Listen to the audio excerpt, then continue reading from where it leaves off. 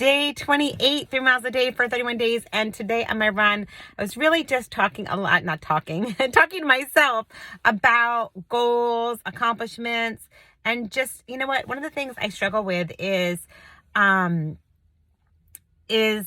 giving myself, I guess, like that pat on the back, because I just feel like that's a weird thing to do. But I've been doing a lot of this personal development and reading a lot, and I just feel like it's important from the things that I've read to acknowledge those things that you're proud of or things that you've done well. I feel like I'm hard on myself so often, and I don't recognize those things. And I think that helps with confidence. It helps with, you don't have to be like an annoying bragger, but you can just recognize it yourself and just say, you know what a lot of the questions let me go back for a second. A lot of the questions that I've been coming up with have been coming from listening to these podcasts, and I've been learning to ask myself a lot of questions. Does that make sense? And because I think it helps me sort through a lot of things. And one of the things was like, what am I proud of that I accomplished? And I was journaling about that.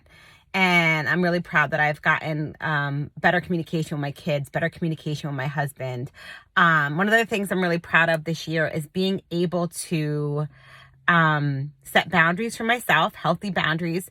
I've been really proud of myself for shutting out things that steal my joy and steal my peace. And I fully believe people are entitled to their opinions and their beliefs. And I also can set boundaries if those are not healthy for me or for my mental state or just for me in general.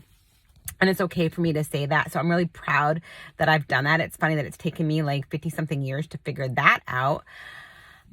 So those are some things that I've really been proud of. And I think that this journey over the last 28 days and this past 6 to 8 months that I've really been working on myself has really helped me almost to feel like I'm finally growing into myself and getting my own voice, and just I'm ready to sprout and take off, which you think I should have done that millions of years ago. But it's really been a cool thing. And I've just learned so many just different ways to think and different ways to be. And I never would have thought like, okay, celebrate your accomplishments. Like that's a good thing. Or just not even necessarily so much celebrating them, but acknowledge them. Like, yes, I did this well. Yes. And I don't have to tell anybody I did it well. I just have to acknowledge it to myself that I did it well. And that I have a strength here or I have a skill set here. I struggled with that.